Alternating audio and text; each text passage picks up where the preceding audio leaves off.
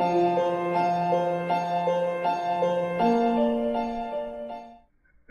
and good morning.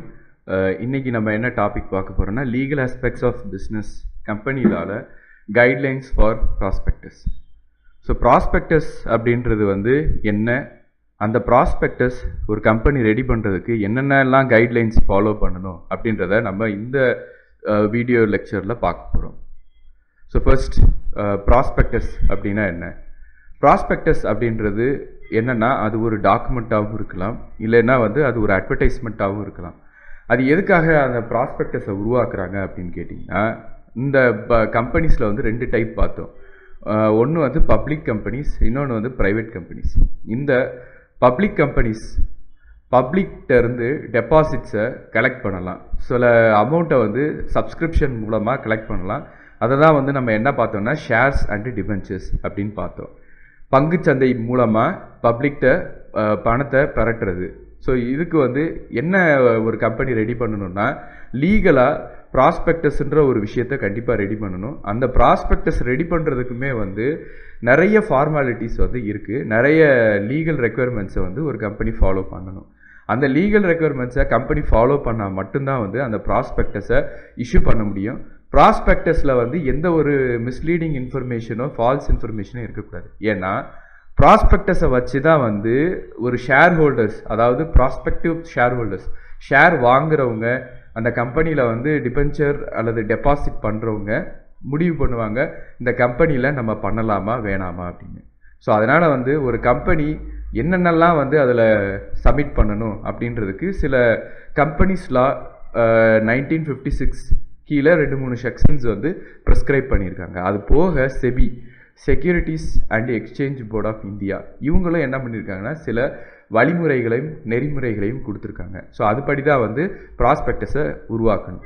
So நம்ம ஏற்கனவே பார்த்த மாதிரி ப்ராஸ்பெக்டஸ் அப்படின்றது பப்ளிக்கிட்ட இருந்து ஈக்விட்டி ஷேரோ டிபென்ச்சர்ஸோ டெபாசிட்ஸையோ கலெக்ட் பண்ணுறதுக்கான ஒரு இன்விடேஷன் தான் ப்ராஸ்பெக்டஸ். ஸோ இதோட பர்பஸ் என்ன அப்படின்னா, ஒரு புது கம்பெனி ஃபார்ம் ஆகிருக்கு அப்படின்னா அந்த கம்பெனியை வந்து பப்ளிக்கு கம்யூனிகேட் பண்ணுறதுக்கும், இல்லைன்னா வந்து இன்வெஸ்டாரை வந்து இன்வெஸ்ட் பண்ணுற வைக்கிறதுக்கும், ஷேரை டிபென்ச்சர் இல்லைன்னா வந்து ஏதோ ஒரு பப்ளிக் டெபாசிட்ஸில் அந்த கம்பெனிக்கு பணம் திரட்டுறது, நிதி திரட்டுறதுக்கு யூஸ் பண்ணிக்கிறதுக்கு தான் இந்த ப்ராஸ்பெக்டஸ். ஸோ அப்போ ப்ராஸ்பெக்டஸ் அப்படின்னா என்ன டெஃபினிஷன் அப்படின்னா, so section 2 of 36 company act 1956 படி எந்த ஒரு டாக்குமெண்ட்டோ இல்லைன்னா வந்து எந்த ஒரு நோட்டீஸோ சர்க்குலரோ அட்வர்டைஸ்மெண்ட்டோ இல்லைன்னா வந்து ஒரு இன்வைட்டிங் ஆஃபர்ஸ் ஆஃப் டெபாசிட்டோ பப்ளிக்கிட்ட வந்து சப்ஸ்கிரிப்ஷனுக்காக கொடுத்து அதன் மூலமாக பணம் கலெக்ட் பண்ணுறாங்க. அதில் ஒன்றும் இல்லை, ப்ராஸ்பெக்டஸ்ன்றதில் வந்து கம்பெனியை பற்றின எல்லா டீட்டெயில்ஸும் இருக்கும், என்னென்ன தேவையான டீட்டெயில்ஸோ அது ஃபுல்லாக இருக்கும். அதை பார்த்துட்டு இந்த கம்பெனியில் நம்ம இன்வெஸ்ட் பண்ணலாம் அப்படின்னு ஷேர் ஹோல்டர்ஸ் முடிவு பண்ணி அதில் இன்வெஸ்ட் பண்ணுவாங்க. ஸோ அதுக்கு வந்து கொடுக்குறது தான் இந்த ப்ராஸ்பெக்டஸ். இப்போ நம்ம ஒரு ப்ராடக்ட் வாங்க போகிறோம், கேட்டலாக் அப்படின்னு ஒன்று பார்ப்போம், அந்த ப்ராடக்டோட ஃபீச்சர்ஸ் என்ன ஏது அப்படின்னு கொடுத்துருப்பாங்க. இப்போ ஒரு கம்பெனியில் நம்ம பணம் போட போகிறோம், இன்வெஸ்ட் பண்ண போகிறோம், அந்த கம்பெனி நல்லா ஓடினா தான் போடுவோம் இல்லையா? ஸோ அப்போ நம்ம அந்த ப்ராஸ்பெக்டஸ் மூலமாக, அதாவது ஷேர் ஹோல்டர்ஸ் இப்போ பணம் போடுறவங்க அந்த ப்ராஸ்பெக்டஸ் மூலமாக தான் முடிவு பண்ணுவாங்க இது எப்படி கம்பெனி அப்படின்றது. ஸோ அதனால தான் அந்த ப்ராஸ்பெக்டஸ் அப்படின்றது ஒரு முக்கியமான டாக்குமெண்ட்டாக இருக்குது. ஸோ ஒரு ப்ராஸ்பெக்டஸில் என்னென்னலாம் வந்து கண்டென்ட் இருக்கணும் அப்படின்றத வந்து section 56 of companies act schedule 2ல் வந்து கொடுத்துருக்காங்க. அந்த லிஸ்ட்டு தான் நம்ம இப்போ பார்க்க போகிறோம்.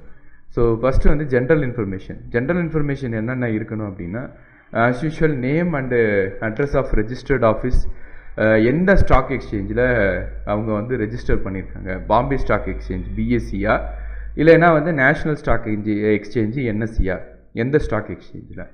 அப்புறம் வந்து இப்போ என்ன ஆகுனா, சில நேரம் வந்து அவங்க ஒரு அமௌண்ட் வந்து இஷ்யூ பண்ணணும் அப்படின்னு பிளான் பண்ணியிருப்பாங்க.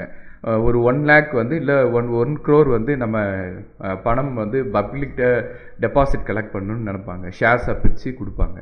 சப்போஸ் அவங்களுக்கு வந்து 90% கீழே வந்துச்சு அப்படின்னா அவங்களுக்கு அது லாபம் கிடையாது. அதனால் என்ன பண்ணிடுவாங்கன்னா திரும்ப பப்ளிக்கே ரீஃபண்ட் பண்ணிடுவாங்க. அப்படி ரீஃபண்ட் பண்ணுறாங்க அப்படின்றத அவங்க வந்து அந்த ப்ராஸ்பெக்டஸில் எழுதணும், எவ்வளோ பெர்சன்டேஜுக்கு கீழே இருந்தால் எவ்வளோ நாளில் நாங்கள் வந்து கொடுப்போம் அப்படின்றது. சப்போஸ் இன்கேஸ் அலாட்மெண்ட் பண்ணுற மாதிரி இருந்தாங்கன்னா அந்த அலாட்மெண்ட் லெட்டர் இல்லைன்னா ரீஃபண்ட் லெட்டர் இதெல்லாம் வந்து நம்ம அவங்க ப்ரிஸ்கிரைப்ட் ஃபார்மேட்டில் ப்ரிஸ்கிரைப்ட் ரேட்டில் வந்து கொடுக்கணும் அண்டர் செக்ஷன் 73 படி. ஸோ இந்த இன்ஃபர்மேஷன்ஸ்லாம் வந்து ஜென்ரல் இன்ஃபர்மேஷன்ஸ் ஒரு இதில் இருக்கணும். அது போக எப்போ வந்து ஓப்பனிங் டேட்டு, எப்போ க்ளோசிங் டேட்டு, அப்புறம் ஆடிட்டர் வந்து ஒருத்தவர் வச்சுருக்கணும். கண்டிப்பாக ஒரு லீட் மேனேஜர்ன்ற ஒருத்தவர் இருப்பாங்க. இந்த ஆடிட்டர் வந்து இந்த இஷ்யூ மேனேஜ்மெண்ட்டில் ஒரு பெரிய ரோல் இருக்குது. ஒரு கம்பெனி ப்ராஸ்பெக்டஸ் ரெடி பண்ணும்போது ஆடிட்டர் அதை பார்த்து சரி பார்த்து ப்ராஃபிட் அண்ட் லாஸ் அக்கௌண்ட்டு அப்புறம் பேலன்ஸ் ஷீட் இது ரெண்டையும் வந்து ஃபர்னிஷ் பண்ணுவாங்க. ஸோ அதனால் அந்த ஆடிட்டரோட டீட்டெயில்ஸையும் நம்ம வந்து இதில் கொடுக்கணும், யார் ஆடிட்டர் அப்படின்றது. அதே மாதிரி கிறிசல், இது வந்து கிரெடிட் ரேட்டிங் ஏஜென்சி. இந்த கிரெடிட் ரேட்டிங் ஏஜென்சின்றது ஒரு இது ஏற்கனவே வந்து பார்த்துருப்போம். ஏற்கனவே உங்களுக்கு தெரியாதவங்க வந்து நான் வேறு வீடியோவில் உங்களுக்கு இன்னும் நல்லா எக்ஸ்பிளைன் பண்ணுறேன். அதாவது ஒருத்தர் கடன் வாங்குறதுக்கு அவருக்கு வந்து என்ன மாதிரி ரேட்டிங் இருக்குது, அவர் வந்து கடன் கொடுக்கலாமா கொடுக்க வேணாமா அப்படின்னு சொல்லி முடிவெடுக்கிறதுக்காக ரேட்டிங் கொடுப்பாங்க. ஏபிசி அப்படின்னு. ஏ ரேட்டிங்னா நல்ல ரேட்டிங் இருக்குது, கடன் கொடுக்கலாம். பின்றது ஓகே சுமாரான ரேட்டிங் அப்படின்ற மாதிரி. ஸோ இந்த ரேட்டிங் வந்து கம்பெனிக்கும் பொருந்தும். இந்த ரேட்டிங் வந்து கம்பெனி வாங்கியிருக்காங்களா, வாங்கியிருக்காங்கன்னா என்ன ரேட்டிங், அப்படி வாங்கலைன்னா நோன்னு போட்டு கொடுக்கணும். ஸோ அது வந்து ஜென்ரல் இன்ஃபர்மேஷன் பார்த்தோம். அடுத்து கேபிட்டல் ஸ்ட்ரக்சர், முதலீடு யார் யார்கிட்டலாம் வாங்கியிருக்காங்க, என்னென்ன ஸ்ட்ரக்சரில் இருக்குது, எவ்வளவு பெர்சன்டேஜ் யார் யார்கிட்ட வாங்கியிருக்காங்க, ஆத்தரைஸ்டு கேபிட்டல் எவ்வளவு, இஷ்யூடு கேபிட்டல் எவ்வளவு, சப்ஸ்கிரைப்டு கேபிட்டல் எவ்வளவு, பெய்டப் கேபிட்டல் எவ்வளவு, ஓனர்ஸ் எவ்வளோ போட்டிருக்காங்க ஆத்தரைஸ்டு கேபிட்டல், இஷ்யூடு எவ்வளவு இஷ்யூ பண்ணியிருக்காங்க, எவ்வளவுக்கு வந்து பப்ளிக் சப்ஸ்கிரைப் பண்ணியிருக்காங்க, தென் ஓனர்ஸ் டெபாசிட் பெய்டப் கேபிட்டல் எவ்வளவு, ஸோ இதை யூட்டிலைஸ் பண்ணியிருக்குது இப்படின்னு கேபிட்டல் ஸ்ட்ரக்சர் வந்து அதில் காட்டியிருக்கணும். தென் வந்து எவ்வளவு சைஸ், எவ்வளவு லேக்ஸில் வந்து இது பண்ணியிருக்காங்க, இதில் வந்து எவ்வளவு ப்ரிஃபரன்ஷியல் ஷேர்ஸ் வந்து ப்ரொமோட்டர்ஸ்க்கு கொடுத்துருக்காங்க. அது போக டேர்ம்ஸ் ஆஃப் பேமெண்ட், இதுக்கு வந்து டேர்ம்ஸ் அண்ட் கண்டிஷன்ஸ் ஏதாவது இருக்கா, இது எப்படி அப்ளிகபிள், அப்புறம் ஏதாவது டேக்ஸ் பெனிஃபிட் இருக்கா அப்படின்றது. ஸோ இதெல்லாம் வந்து ஃபர்னிஷ் பண்ணணும். இது போக பர்டிகுலர்ஸ் ஆஃப் இஷ்யூ, அந்த இஷ்யூ பற்றி, அதோட அப்ஜெக்ட்ஸ் என்ன, ப்ராஜெக்ட் காஸ்ட், டோட்டல் காஸ்ட் எவ்வளவு, இந்த ப்ராஜெக்ட் இப்போ ஸ்டார்ட் பண்ணுறாங்க அப்படின்னா ப்ராஜெக்டோட காஸ்ட் எவ்வளவு, யார் யாரெல்லாம் அதுக்கு ஃபினான்ஸ் பண்ணுறாங்க ஏற்கனவே, அது போக தான் பப்ளிக் டெபாசிட்டுக்கு வந்து நம்ம இஷ்யூ பண்ண முடியும். ஸோ இன்க்ளூடிங் ப்ரொமோட்டர்ஸோட கான்ட்ரிபியூட்டர். ப்ரொமோட்டார்ன்றது உங்களுக்கு இப்போ ஏற்கனவே தெரியும்னு நினைக்கிறேன், ஏன்னா இது புதுசு கிடையாது, நம்ம ஏற்கனவே பார்த்துருப்போம். ப்ரொமோட்டார் அப்படின்றவங்க அந்த கம்பெனியை வந்து ஸ்டார்டிங்லேருந்து பில்ட் பண்ணி கொண்டு வர்றவங்க தான் ப்ரொமோட்டர்ஸ். அண்டு கம்பெனி மேனேஜ்மெண்ட் எப்படி இருக்குது, இவங்களோட பிஸ்னஸ், ப்ரெசன்ட் பிஸ்னஸ் என்ன, அவங்களோட ஹிஸ்ட்ரி என்ன, அவங்களோட ப்ரமோட்டர்ஸ் யார், அவங்களோட பேக்ரவுண்ட் என்ன, ப்ராஜெக்டோட லொக்கேஷன் எது, யாரோட கொலாபரேட் பண்ணியிருக்காங்க, என்ன ப்ராடக்ட் இது பண்ணுறாங்க, இவங்களுக்கு ஃப்யூச்சர் ப்ராஜெக்ட் எப்படி இருக்கும், அப்புறம் ஸ்டாக் மார்க்கெட்டில் என்ன டேட்டில் ரெஜிஸ்டர் பண்ணாங்க. ஸோ இதெல்லாம் வந்து இந்த டீட்டெயில்ஸில் கொஞ்சம் நம்ம யூஸ்ஃபுல்லான இன்ஃபர்மேஷன் இதெல்லாம் கண்டிப்பாக இருக்கும். அது போக கம்பெனியோட வேறு சில லிஸ்டட், இந்த கம்பெனியே வந்து வேறு ஒரு சப்சிடரி கம்பெனியோ இல்லை பேரண்ட் கம்பெனியோ வச்சு அதுவும் ஸ்டாக் மார்க்கெட்டில் லிஸ்ட் ஆகிருக்கா, இல்லைன்னா இவங்களுக்கு ஏதாவது வந்து ஃபினான்ஷியலில் வந்து இந்த நோட்டீஸ் அனுப்பி கிரிமினல் ப்ரொசீடிங் ஏமாற்றிடுறாங்க, நிறைய பேர் ஃப்ராட்ஸ் இருக்காங்க. ஸோ அந்த மாதிரி வந்து எதுவும் கிரிமினல் ப்ரொசீடிங்ஸ் இருக்கா, கேசஸ் இருக்கா அப்படின்றத வந்து அவங்க டிஸ்க்ளோஸ் பண்ணணும். தென் வந்து மேனேஜ்மெண்ட்டோட பார்வையில் ரிஸ்க் ஃபேக்டர் எப்படி இருக்குது, மேனேஜ்மெண்ட் பெர்செப்ஷன்னா மேனேஜ்மெண்ட்டோட பார்வையில் ரிஸ்க் ஃபேக்டர், ரிஸ்க் எலமெண்ட் என்னென்ன இருக்குது அப்படின்றத வந்து அவங்க ஃபர்னிஷ் பண்ணணும். நீங்கள் ஒரு ப்ராஸ்பெக்டஸ் எடுத்து பார்த்தீங்கன்னா உங்களுக்கே புரியும். இப்போ ஆப்பிள் கம்பெனின்னு போனீங்கன்னா அதுலேயே கொடுத்துருப்பாங்க ஷேர் ஹோல்டர்ஸ் இன்ஃபர்மேஷன் இல்லை ப்ராஸ்பெக்டஸ் அப்படின்னு கொடுத்துருப்பாங்க. இதை வந்து நம்ம செபி வெப்சைட்லேயும் பார்க்கலாம், இல்லைன்னா வந்து நீங்கள் கூகுளே சர்ச் பண்ணிங்கன்னா உங்களுக்கு வரும் ப்ராஸ்பெக்டஸ் ஆஃப் ஏதோ ஒரு கம்பெனி அப்படின்னு போட்டிங்கன்னா டவுன்லோட் பண்ணி பார்த்துக்கலாம்.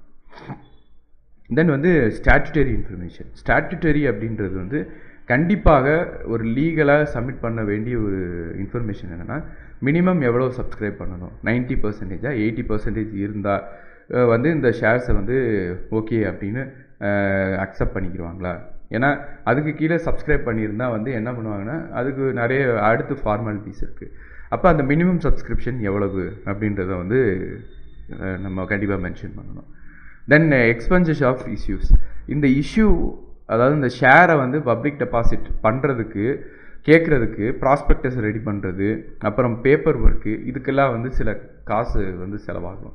அது எவ்வளவு. இப்போ 1 கோடி திரட்டுறாங்கன்னா கண்டிப்பாக வந்து மினிமம் ஒரு 1 lakh ஆகும் வந்து வெளி செலவுகள் ஆகும்.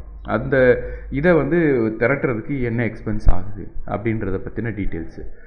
அண்ட் கமிஷன், ப்ரோக்கரேஜ் எவ்வளவு, அண்டர் ரைட்டிங் கம்பெனிக்கு எவ்வளவு வந்து அவங்க பே பண்ணுறாங்க, இவங்களோட ப்ரீவியஸ் இஷ்யூ எதுவும் இருக்கா, அதோட டேட்டு, ரீஃபண்ட், ப்ரீமியம், டிஸ்கவுண்ட்டு எல்லா டீட்டெயில்ஸும் கொடுக்கணும். தென் இஷ்யூ ஆஃப் ஷேர்ஸு என்ன மாதிரி பண்ணுறாங்க அப்படின்றது. தென் வேல்யூஷன் ஆஃப் அசெட்டு, அப்புறம் பர்ச்சேஸ் ஆஃப் ப்ராப்பர்ட்டி பற்றின டீட்டெயில்ஸு. தென் அதர் டாக்குமெண்ட்ஸ், என்னென்ன டாக்குமெண்ட்ஸ், என்ன ரிலேட்டட் கான்ட்ராக்ட் டாக்குமெண்ட்டு என்னென்ன வேணுமோ அதை ஃபுல்லாக வந்து கண்டிப்பாக ஃபர்னிஷ் பண்ணியிருக்கணும். ஸோ இதெல்லாம் வந்து ஸ்டாட்யூட்டரி டாக்குமெண்ட்ஸ். நம்ம ஏற்கனவே பார்த்தோம், ஜென்ரல் இன்ஃபர்மேஷன், அப்புறம் அந்த கம்பெனியோட கேபிட்டல், இதெல்லாம் வந்து ஜென்ரல் இன்ஃபர்மேஷனில் வந்துடும். இது போக இது கண்டிப்பாக சப்மிட் பண்ண வேண்டிய ஒரு இன்ஃபர்மேஷன்ஸ். ஸோ இது வரைக்கும் நம்ம என்ன பார்த்தோம்னா கம்பெனிஸ் லா படி, கம்பெனிஸ் ஆக்ட் படி, 1956 படி என்னென்னலாம் வந்து ஃபர்னிஷ் பண்ணணும் அப்படின்றது. இப்போ செபி சில கைட்லைன்ஸ் கொடுக்குறாங்க.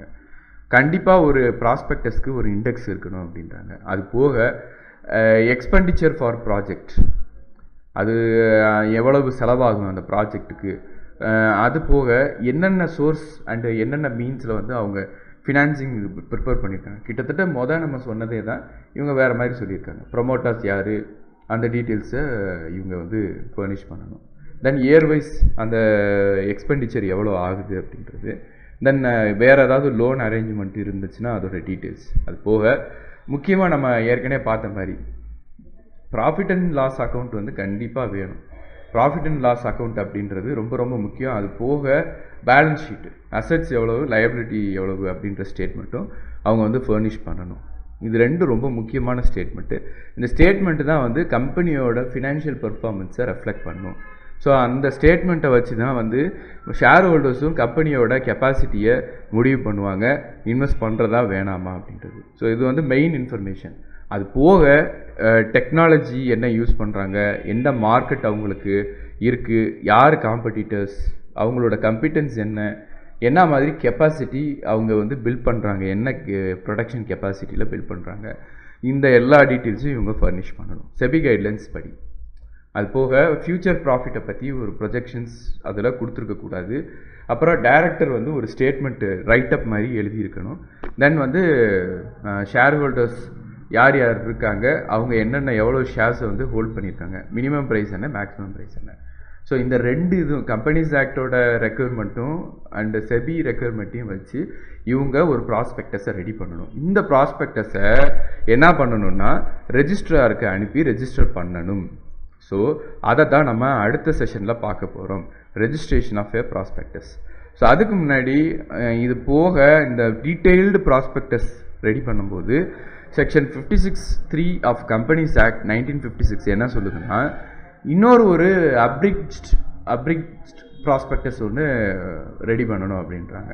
அது என்ன அப்ரிஜ்ட் ப்ராஸ்பெக்டஸ் அப்படின்னு கேட்டிங்கன்னா, அந்த டீட்டெயில்டு ப்ராஸ்பெக்டஸோட ஒரு ப்ரீஃப்னா எல்லாத்தையும் ஷார்ட் பண்ணி குறுகிய செய்திகளாக்கி ரொம்ப ஷார்ட்டாக ரைட்டப் மாதிரி, ஒரு 1 பேஜ் ரைட்டப் மாதிரி, ஒரு 5-10 பேஜ் இருக்குன்னா 10 பேஜோட கண்டென்ட்டை சுருக்கி ஒரே பேஜில் கொண்டு வர்றது, ஒரு மெமோரண்டம் மாதிரி முக்கியமான சாலியன்ட் ஃபீச்சர்ஸை மட்டும் அதில் இருக்கிற மாதிரி ஒரு இதை ரெடி பண்ணணும். அது வந்து ஃப்ரண்ட் பேஜாக இருக்கணும் அப்படின்னு சொல்கிறாங்க. அப்ரிஜ்ட் ப்ராஸ்பெக்டஸையும் ரெடி பண்ணணும் அப்படின்றது தான் வந்து legal requirement under companies act 1956. So இதெல்லாம் வந்து ப்ராஸ்பெக்டஸ் ரெடி பண்ணுறதுக்கான கைட்லைன்ஸ் அண்ட் லீகல் ரெக்யர்மெண்ட்ஸ், அதை பற்றி பார்த்தோம். அண்டு நம்ம நெக்ஸ்ட் செஷனில் வந்து ரெஜிஸ்ட்ரேஷன் ப்ராஸ்பெக்டஸ் எப்படி பண்ணுறது அண்டு வேறு என்னென்ன டைப்ஸ் ஆஃப் ப்ராஸ்பெக்டஸ்லாம் இருக்குது அப்படின்றத பற்றி நம்ம நெக்ஸ்ட் செஷனில் பார்ப்போம். உங்களுக்கு இன்றைக்கி செஷனில் நான் கற்றுக்கிட்டேன் அப்படின்னு நினச்சிங்கன்னா இந்த வீடியோவுக்கு லைக் பண்ணுங்கள் அண்டு உங்கள் ஃப்ரெண்ட்ஸுக்கு வந்து இதை ஷேர் பண்ணுங்கள்.